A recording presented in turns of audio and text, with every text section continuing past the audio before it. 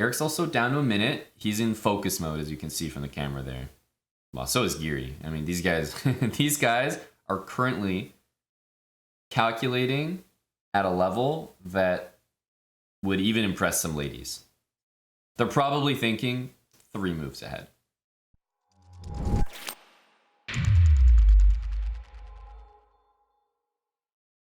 Hey everyone. Eric is in person in Norway, so he flew over to Norway. He's there in person. They're doing it esports style, so they're still playing on computers. It's rapid chess, so it's the exact same format that you guys remember. I'm going to remind you, the format right here is what they do the entire tournament, which means Eric plays against every single opponent in the event once, but he plays a match against them, so it's not just a single game. All right, 15 minutes, 10-second increment. It's a 4-game match. There's a tie break, only if it's tied 2-2, but 2.5 points will win the match. So it's a best of 4, but this is sort of the prize breakdown as well.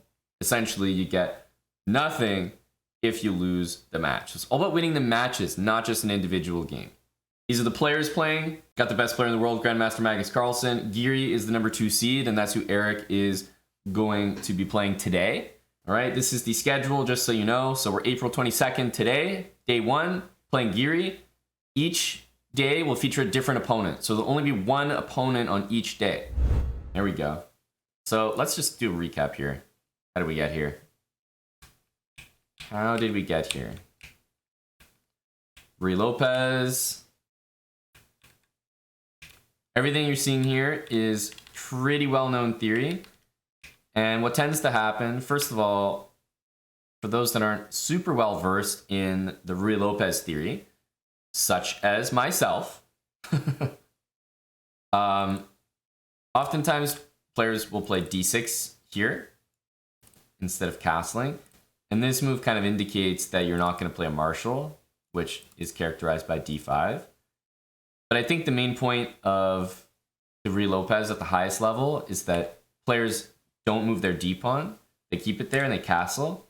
So that if white would play maybe a logical reply after the move d6, which would be the move c3, and c3 is triggered because whenever the pawn gets protected by the pawn, this might be very basic stuff, so just tell me to shut up. But the reason that the bishop isn't lost is because the pawn is hanging. So usually black defends the pawn with d6, and when the pawn gets defended, then white plays c3 because he wants to keep his bishop, which is the basis of the whole Ruy Lopez theory. And if black decides to castle and white plays c3, then black doesn't need to play d6, he just plays d5. And I'm telling you, these GMs, man, they play this line for black, they sack this pawn, and they literally just make a draw. It's crazy. They just do it, it's a draw, it's really boring. So for that reason, players don't play the move c3 anymore as white.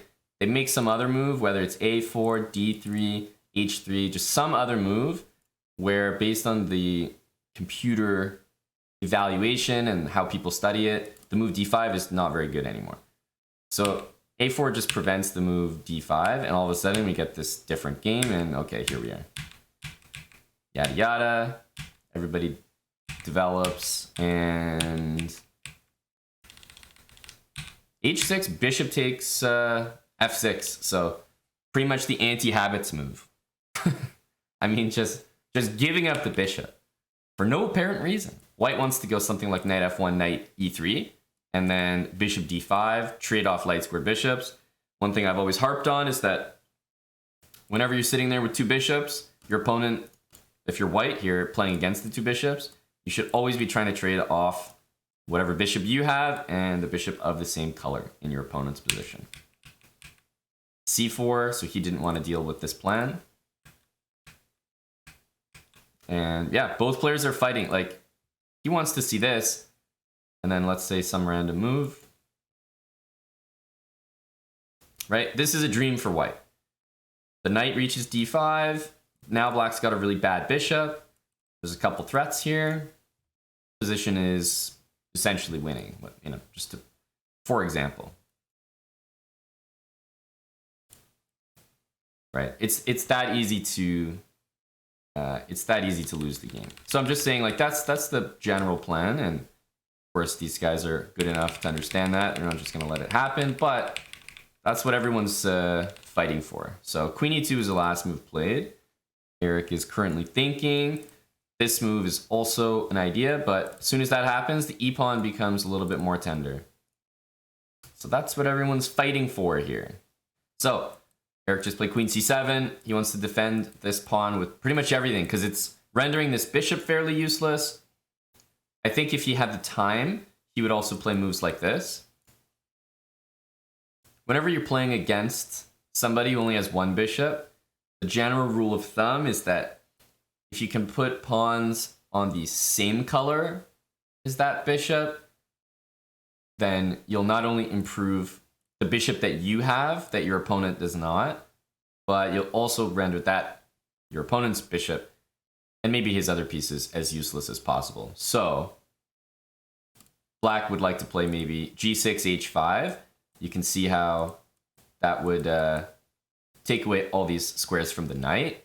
Meanwhile, the bishop controls the other squares. So if you put your pawns on light squares, your bishop's going to have lots of other squares to move to and to control. So it's a nice color complex. Rook a d1, very compact position for Giri here. I think the times are maybe decently accurate, although it feels like Eric's been playing slower than Giri for now. So ideal, if it could happen, difficult, but ideal would be that bishop on that square. Directly opposing that, still watching the d5 square. And you also have to give consideration, let's just put this move up on the board. You have to give consideration to this. I think knight takes is a move to play, but let's say something like this. Now if you take, this is like the worst case scenario that you could have, I think. Doesn't look great. It's still fine for black after bishop e7, but it's one of the worst case scenarios. The knight might eventually reach the d5 square. It's kind of hard to deal with. So it just means that the d5 square will belong to white at some point this game. So while it's great that we're controlling that square, for the moment, it's not going to last. And black's pieces need to do something. They're all sitting there defending this pawn, but like I said there, if white took, black would probably take with the knight because you simply want to bring the knight into the action. So I think we might be thinking about something like that. Rook takes is just most likely not playable. Okay, there we go. Just reassuring myself as a grandmaster that queen takes d3 was definitely the move. Yeah, so the thing with this queen is it looks like it does have to watch this pawn. So queen c2 looks like the prescribed move. But even after knight d5, like let's say it happens, you can decide to play queen d8 and maintain that bishop, which is a good option. But let's say that you take, this bishop can also sit on like f8 pretty comfortably, and you know, you have a target there for black as well. I would prefer white, but I don't think it's insane. He's obviously calculating this one, but somehow I'm feeling like the more open that the position gets there, the more that it favors the bishops. So I wouldn't expect something like this with bishop takes e4 to be good for white. Like I think he'd rather get this position. He decided to take it. Wow.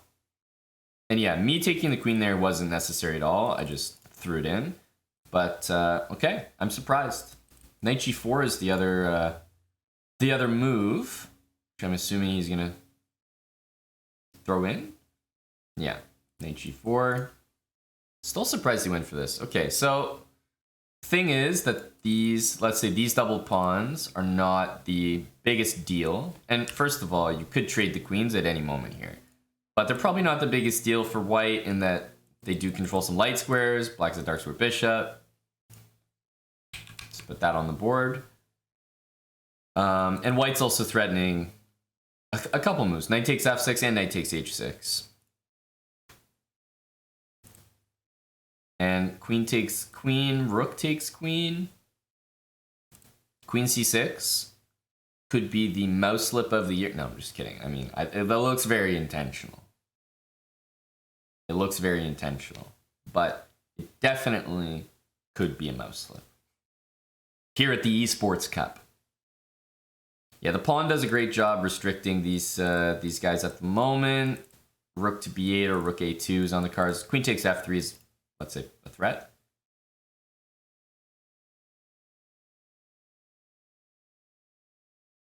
And I think you have to remove this knight, right? The only other move to consider would be this one. Now that I'm looking at position. Like if you go here, you're just dropping this pawn and it even protects b2.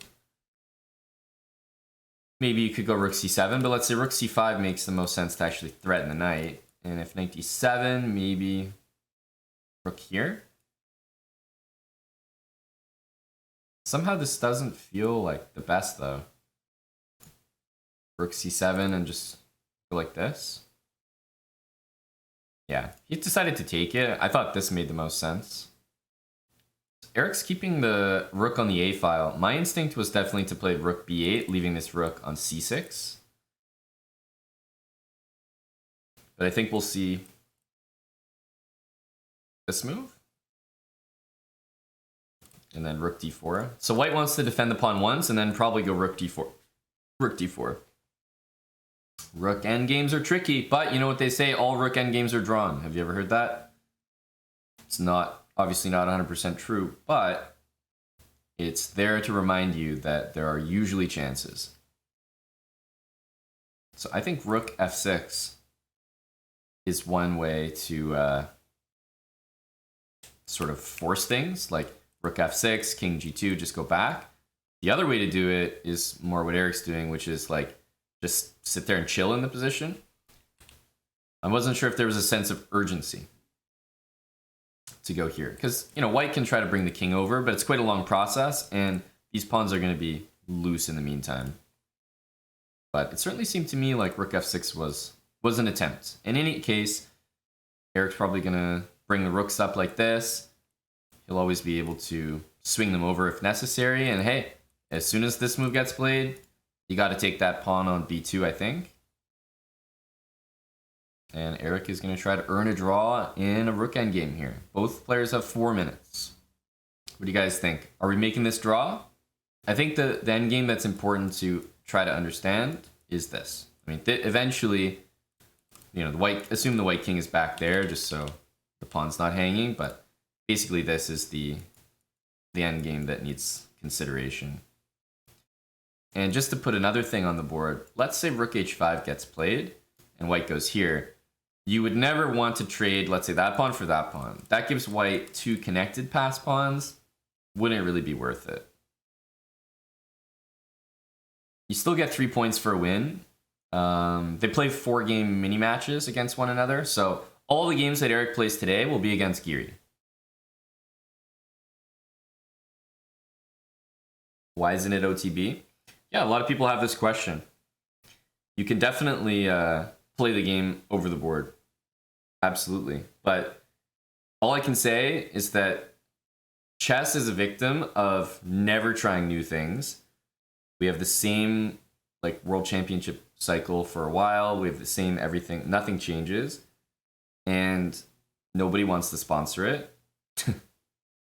So if someone wants to host an esports event, trust me when I say I'm all for it.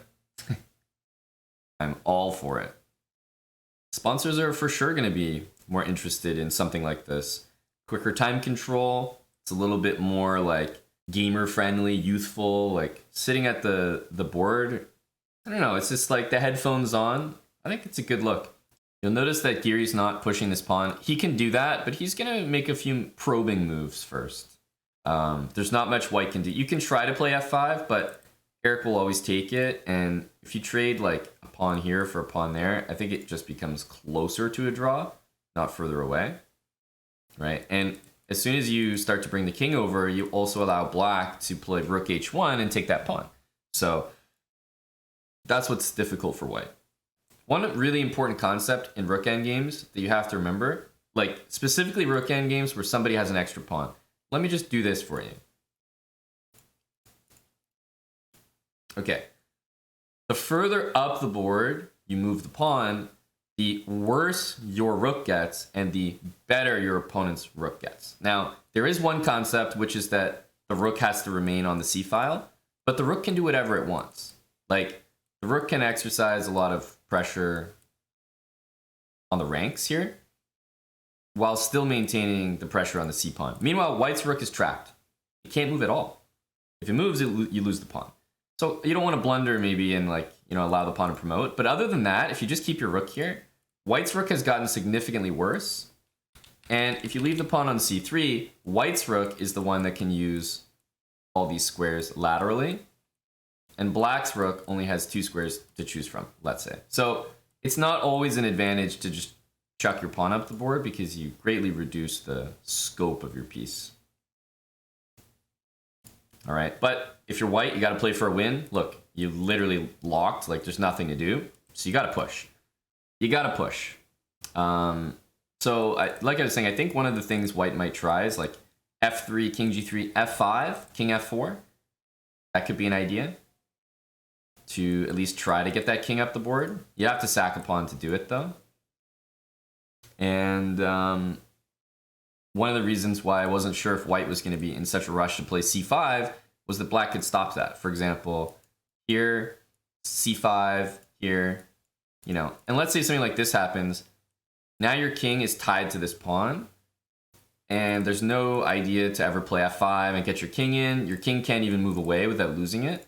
So it's a very uncomfortable position. You're permanently tied to this, and your rook's permanently tied to that, which is why if you leave the pawn on c4, for example, then I could see maybe something like this happening, and at least your king can get in. Now, I'm not saying that this is very special for white at all. I always would assume that it's a draw, but the point is, like, keeping the pawn on c4 reduces what black can do with the rook, which is what I was talking about earlier. In any case, I think we're getting very close to a draw, but these positions are never easy. They really aren't. All right. So you'll notice that Eric is essentially always tickling the idea of rook h1 takes h4. So that's preoccupying the white king. He does push the pawn, so we'll stay tuned to see what happens. If Eric can get his king out. But the further up the board the pawn gets, remember, the rook always has the pressure here, but as soon as the pawn gets really far up the board, rook h1 takes h4 is not going to be a threat anymore. That won't matter, because you can't go taking this pawn when the pawn is super close to promoting. That's not allowed. That is not allowed. There's also a few other elements in the position. You might be wondering, like, you know, why, I don't know, why doesn't the king approach the pawn, for example? Let's just say something like, I just want to get a position on the board.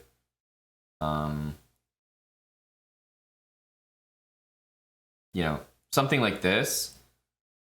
All of a sudden, you want to go take some of these pawns. But even if you play rook takes here, white's going to have f5 and bring the king in. And it's not even clear if you're able to survive that endgame. The king and pawn endgame might be losing. Plus, white is always going to be able to get some pawn in exchange for his. If you play f5, you know, rook g8 maybe. So just saying, it's not that clear. You can't always just bring your king over and just like attack the pawn, essentially. Not that simple. Another thing is that if king g2, I think you can actually take this pawn. It looks like your rook might get trapped, but no. After king g3, you just go back to h1. I assume Eric will go back there. So what's happening here is rook c4 is the position that I was talking about earlier. I think the move rook c4 makes sense here. But it's very nice to have the king fully cut off because, you know, it's essentially like there's nothing else happening. So one thing that I would consider in a position like this is I would consider a move like f5. And the reason I would consider f5 is because I personally believe that this makes a draw like on the spot, like almost on the spot. Because you're locking the king in this like prison here, and you just sort of leave your rook there chilling. Okay, he played f5. I feel like this is exactly what I would do. And I think you just make the draw. Like, you just shuffle your king, and the rook keeps the king in there, and f5, you make your draw. So I think this is now just going to be like repetition and draw. There's no moves that you can do. Like, black just leaves the king near the pawn, and when it gets checked, make sure you go back. Maybe if you get checked and you go up, there could be some weird position, or maybe it's not working, but should be fine. And for you guys in chat, just remember, after c7 gets played, don't run your king over this way. If you run your king over, you're going to end up losing the game to a very classic trap, which I'll show you in a sec. I'm sure most people have seen it. It's not revolutionary, but the game is about to be a draw. You can always tell that the game's about to be a draw when the chess players start leaning further and further away from the board. Like,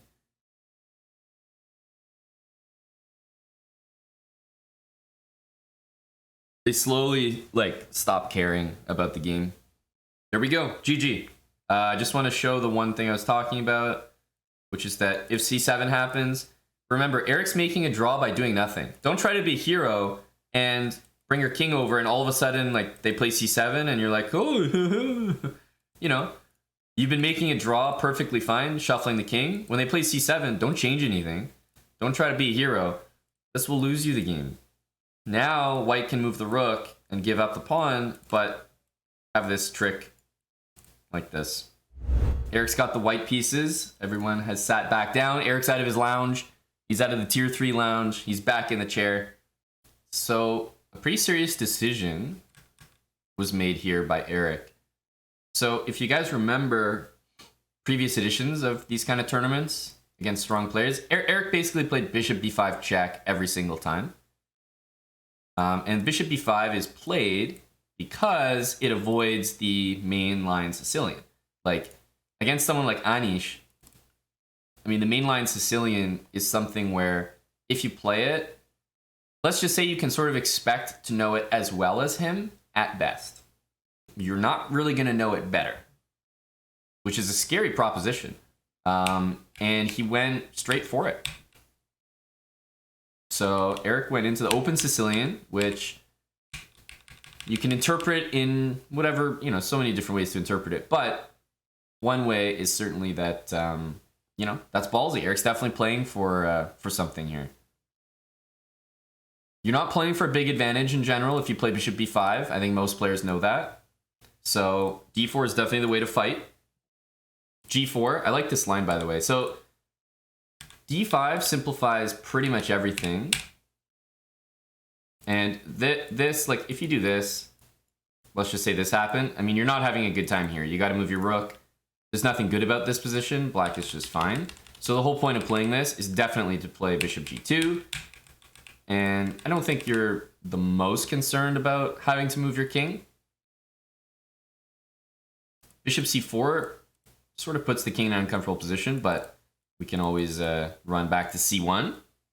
If black gets a rook to d8, that's definitely on the cards. But white has a lot of moves like knight c5 happening, and the rook's coming to d1. So I don't really know what the status is of this, like if it's theory or whatnot, but you definitely don't give up this bishop in this opening you don't do that lightly.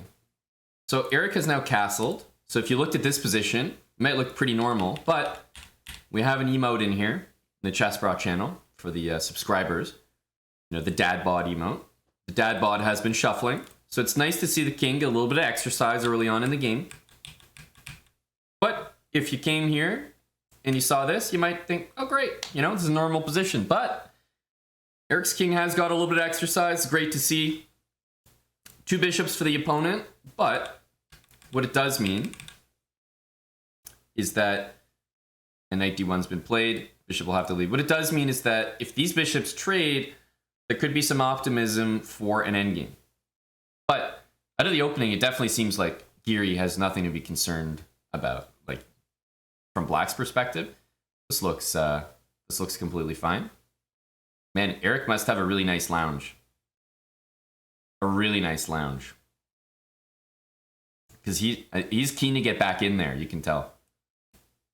Man, the lounges must be really nice. Both of these guys are pretty keen. What do they got in there? It's a draw. Alright guys, I'll be in the tier 3 lounge. Just 2 buddies having a draw. Game 3. Let's get the energy up.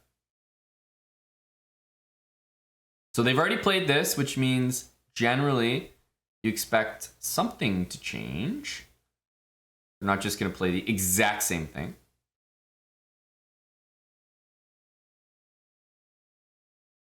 So what I mean is they're going to play the exact same thing until a certain moment. Like they're not going to repeat the whole game, obviously.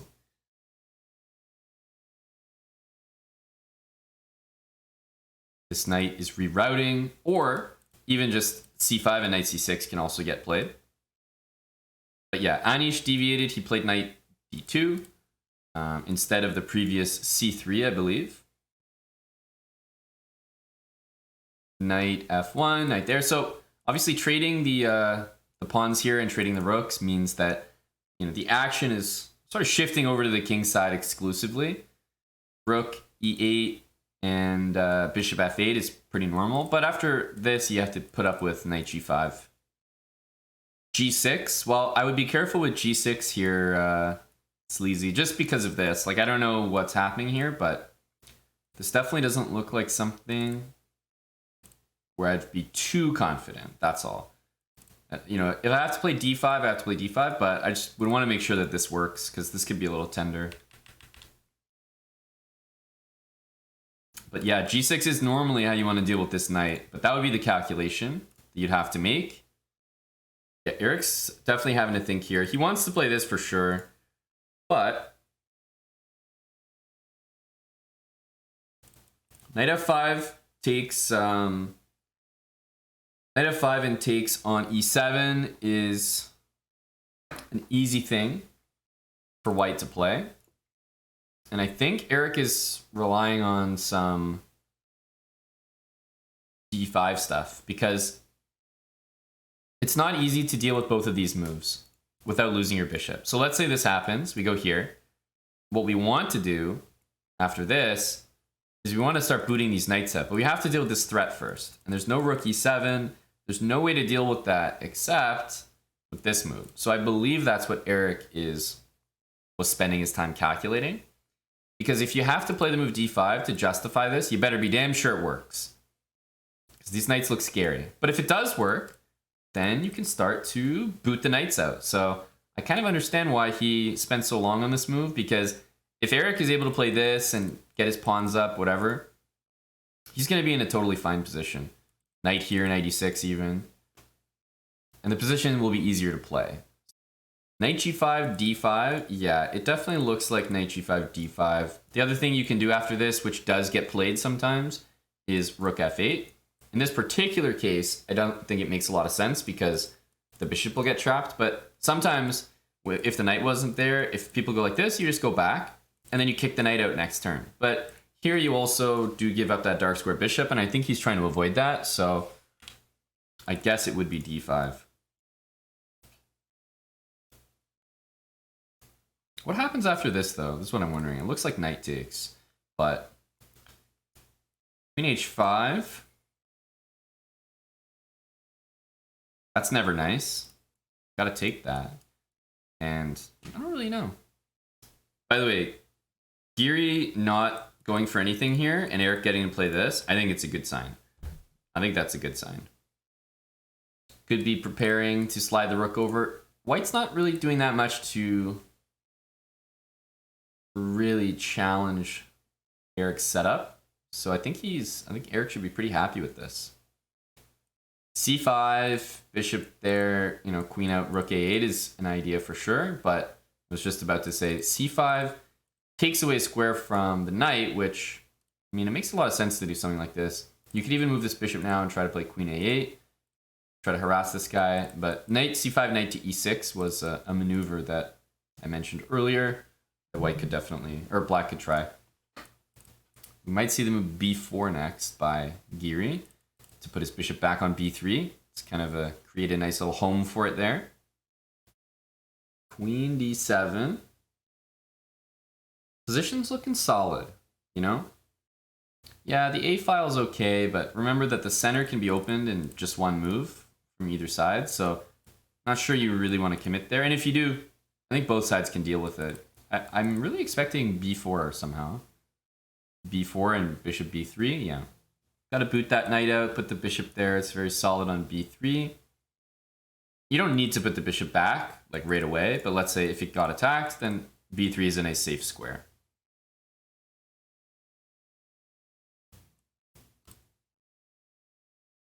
h6 is hanging. Oftentimes you play king h7 here to try to play g6.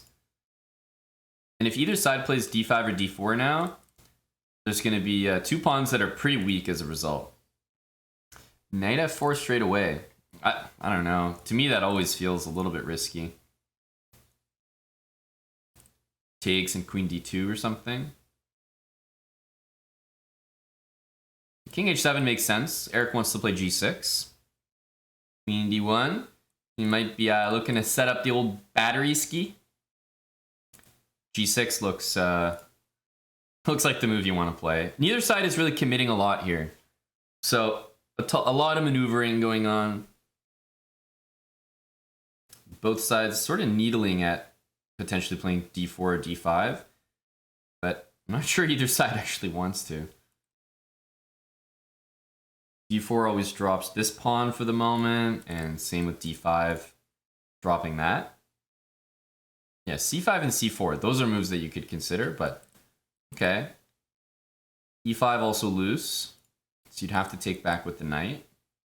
This is a very strong piece, definitely. So white's bishop, if you compare the bishops, like white's bishops are better than black's bishops, simply put. Very shuffly game. You know, very difficult to comment on. That's why I'm not saying too much about what we're seeing here. Nobody's committing anything in terms of pawn breaks and tension.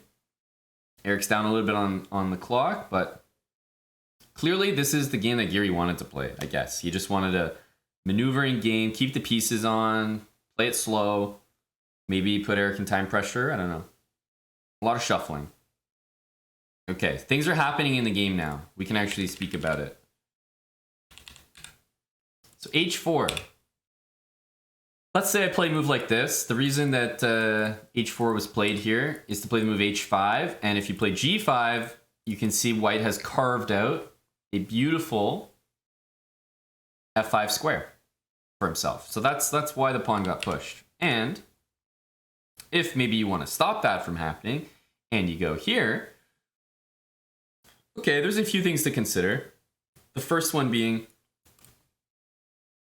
that you can't do that. And black might even be happy to play this move. So I'm not saying white's going to take, but it just makes that square a little bit more tender in general. And it's not clear that you want to do that straight away. So he played knight f6. The queen goes back to d1, I assume to help out the h5 square. Knight g4, h5, and knight f4 was played. So Eric's got the knights jumping in. If that knight ever moves to make, way for queen takes g4, then queen h4 might happen as well.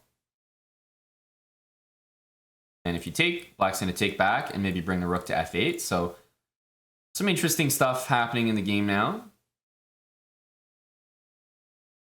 Takes, the knight has to move.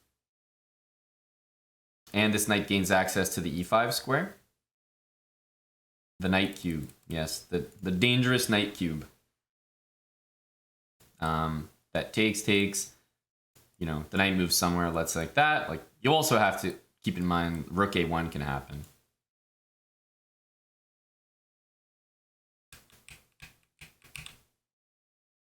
So this all happened. Rook a1, knight c1, queen d2. Like, it's not like rook a1's a great move, but I'm just saying it's something to keep in mind, right? There's an access point now. So you could do this and take the rook. g5 also supports the pawn. White is looking to play on the light squares. Black has the 2 bishops. Classic imbalance. In general, I think what is happening right now is favoring Eric. I could be wrong, but that's my impression. This knight looks tied down because of queen h4, at least for the moment. g5 connects the pawns nicely. The bishop looks great on g7. You like black's position, Amadan? I mean, Eric is really saying hi with the bishop, right? Like, this guy is great. h5 pawn looks very weak, and in general, we're playing like 95, this kind of stuff. Still, White has light squares. Those are always the issue. Knight e5, maybe. Almost knight f5.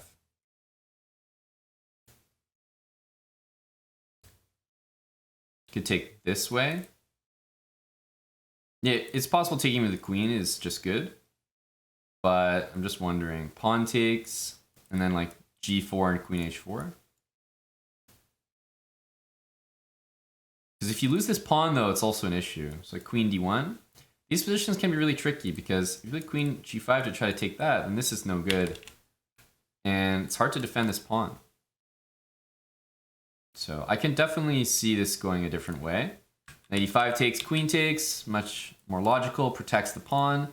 And if knight f5, what happens here? This is the question. There's also queen c3 available, like black can try to take this pawn. You really don't want to lose this guy though, is my impression.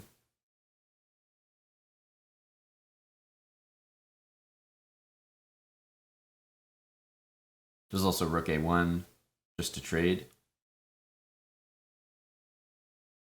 c3 was played. Okay, so he didn't jump in right away. c3 wants more control of this diagonal. The knight sits pretty well on c5 for now, and yes, as expected, Eric needs to defend that pawn. It's an important one. Okay, g4 is playable. Hitting the h pawn, I imagine it will be immediately met with knight f5. c5, it looks like I wouldn't be too confident just dropping that pawn at the moment. Bishop c8 feels like a good move, doesn't it?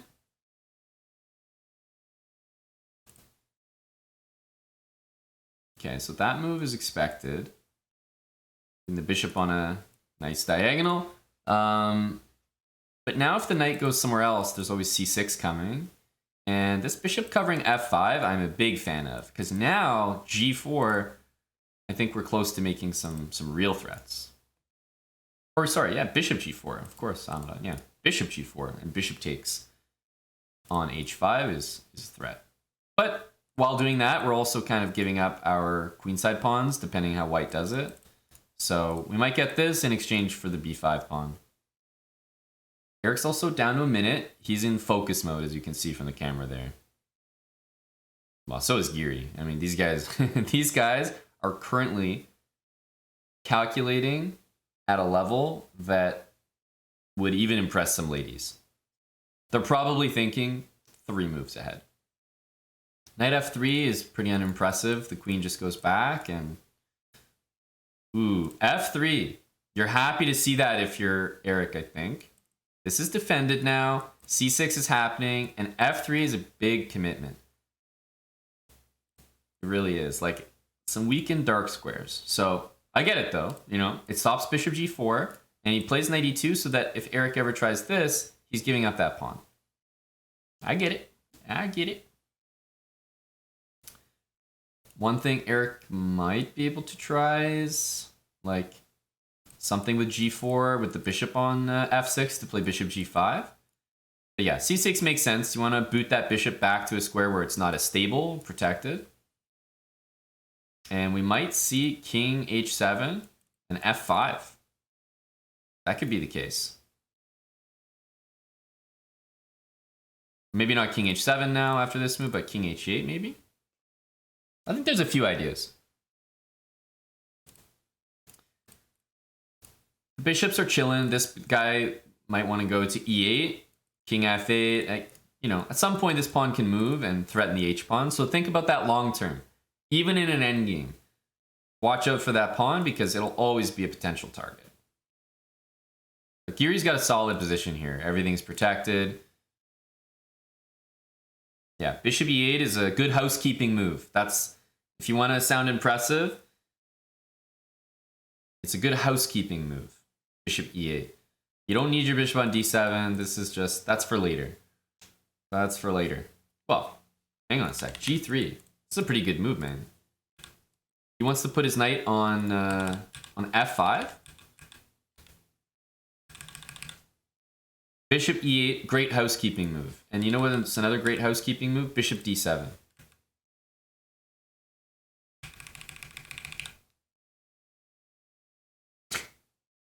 Depends who you ask, Smucker. Depends who you ask.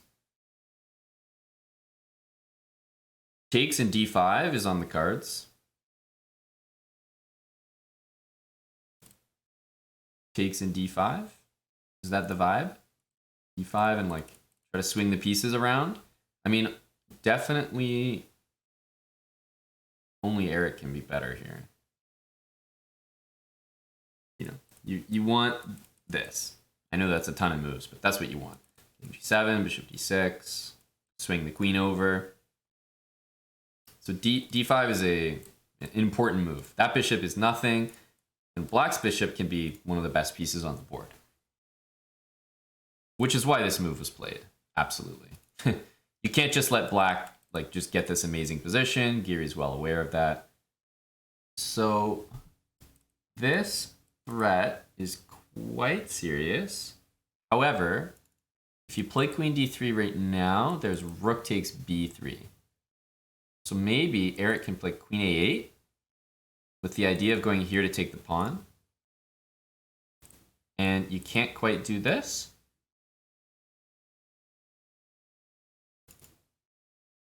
Maybe queen here. Bishop c2, we can take that. Because, yeah, this is quick, right? We don't have time to take this pawn because of mate. Maybe this one is quite... Well, you really have to see the necessity to remove that pawn along with this in order for that to work.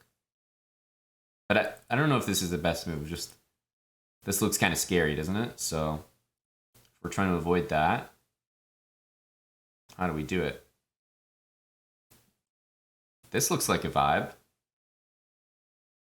So queen d3. Are we taking and going here? What's going on? Queen here, bishop c2.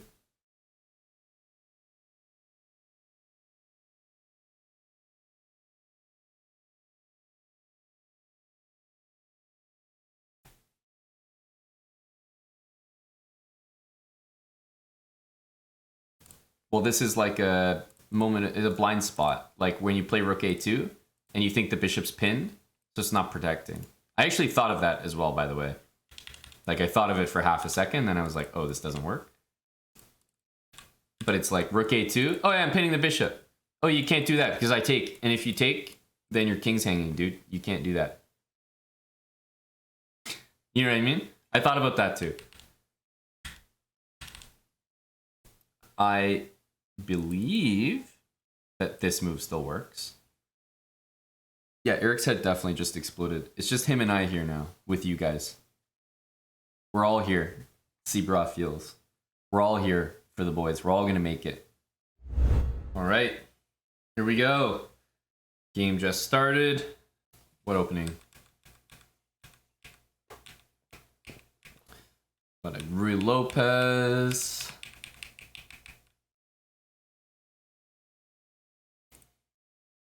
C takes, yeah. Okay, there's an imbalance. Yay. Yeah, it's tough to play chess after that one. That was a win, that last game.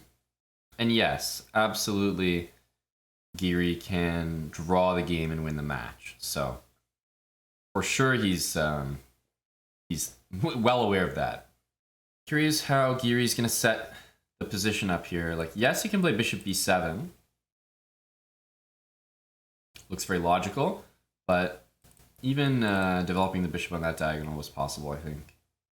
This knight on a7 makes a strange impression. Like, it's really not great. It was to play this move to stop knight c4, but knight on a7 is not a good piece. This knight might want to make a journey to f4. Okay, c5. There's not even time for knight b3 because this pawn is loose.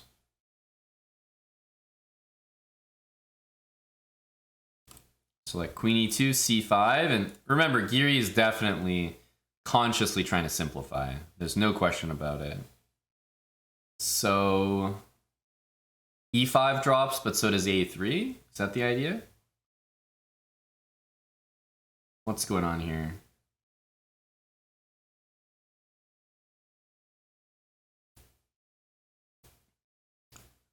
I'm just wondering if things can be taken. I don't believe so. So let's say here and here.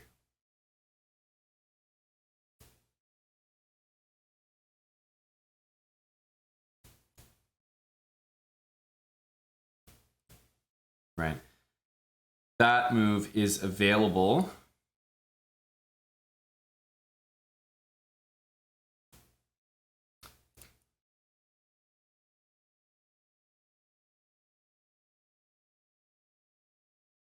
Yeah. That'll win material.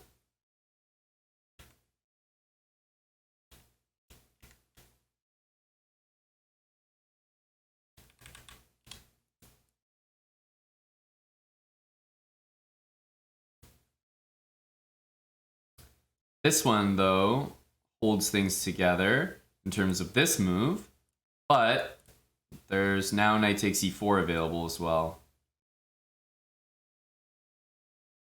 And takes, I don't think there's anything. I don't think there's anything here. So this is on the board. I think we're going to get something like that. Bishop a3. And instead of hanging my rook in all those lines, everything applies. Just throw in rook takes c8 first.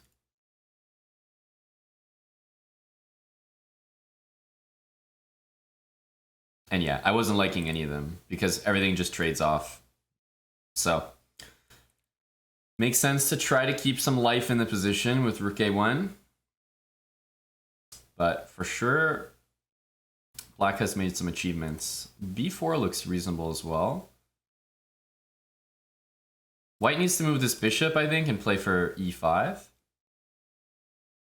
So if b4, it's a bit strange, but I am considering this.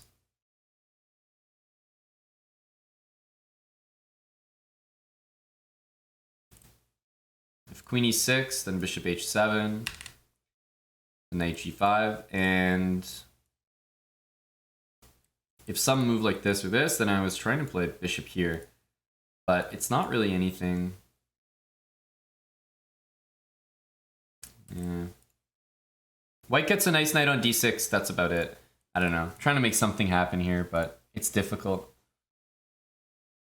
Bishop b4 was played. Yes, the only remaining move, honestly. I hadn't got there yet. Calculated every move but that one.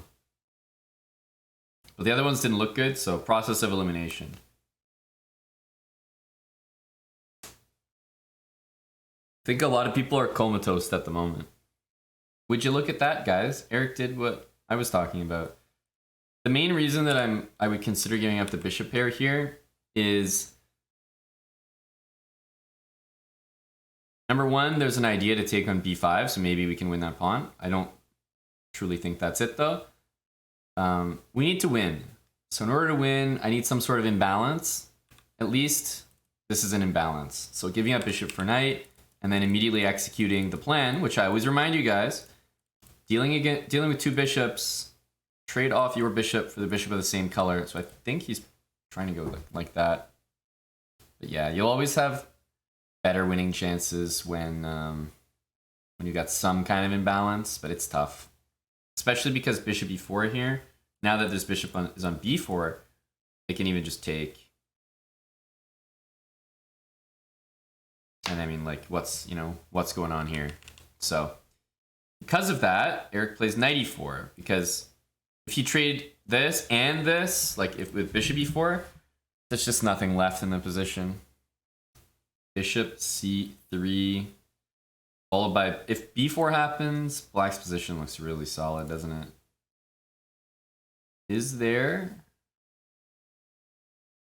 a trick?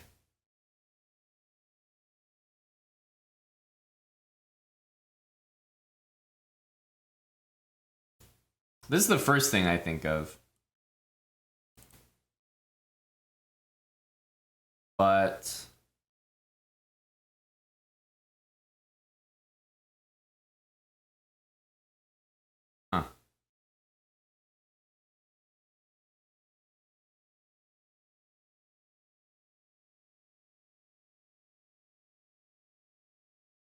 This one needs some calculation. Let's say you defend the rook.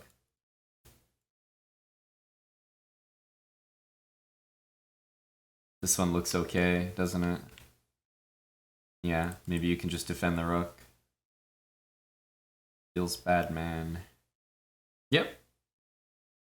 He's playing it. I mean, it's not a bad move or anything, but I just don't think it works the way that you want it to.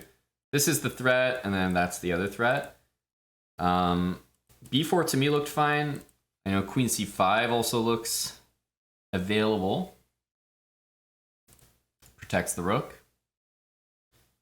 Maybe there's some weird stuff like this. I don't know. Attacking this and maybe trying to play queen h4 next. Like queen c4 is too strong. Stops both of them. Nah. I don't know. I don't know. Even queen f5. There's no queen h3. I'm just grasping at straws here, like trying to find something.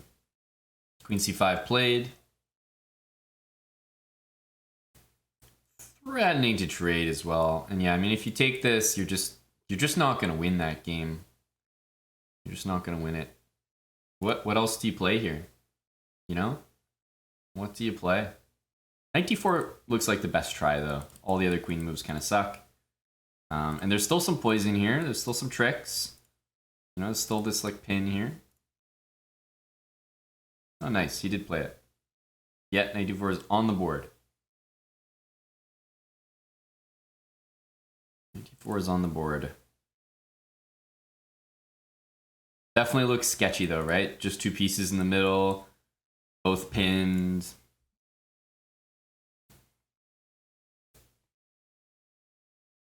Knight c6. So this is kind of what I was talking about. Like, with all these pins, eventually you just go here.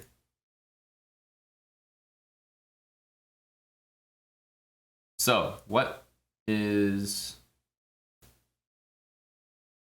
happening?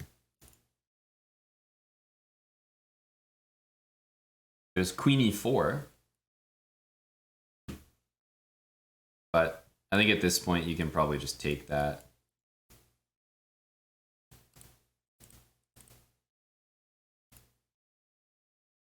I don't think there's any tricks here.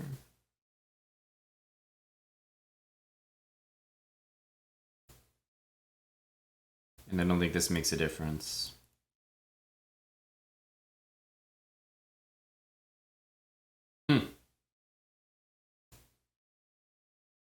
You certainly don't want this. That'd be the worst of all of the options. It was really all about last game. It was really all about last game. Knight takes b5. Queen takes e3. Drops a piece. Knight takes c6. Everything drops something. Or not necessarily drops something, but nothing really works. Bishop here. e6. Is e6 a try? What do we think of e6? e6. If knight takes e7.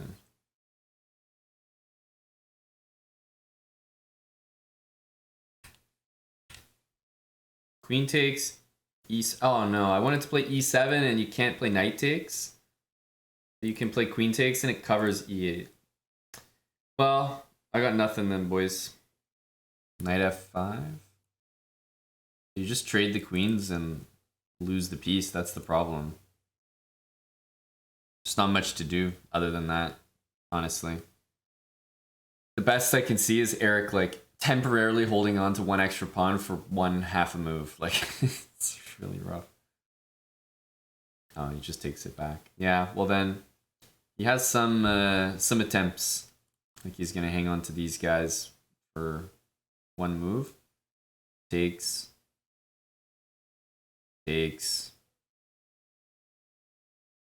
And then just, what, g6.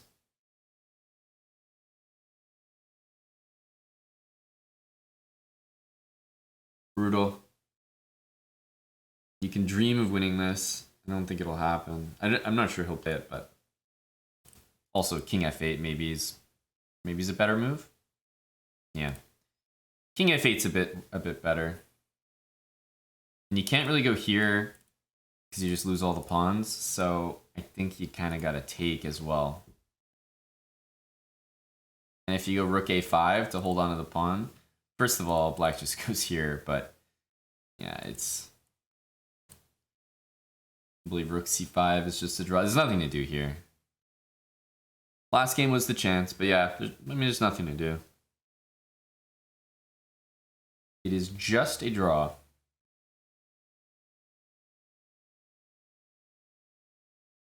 This game almost felt a little bit ceremonial. It's tough to beat a guy when you need to, just like on demand like that. It was all about last game. I think we all knew that. Last game was the game. We lost today, so it was 2.5 to 1.5. But at the very least, we should have at least secured tie breaks because should have won the last game.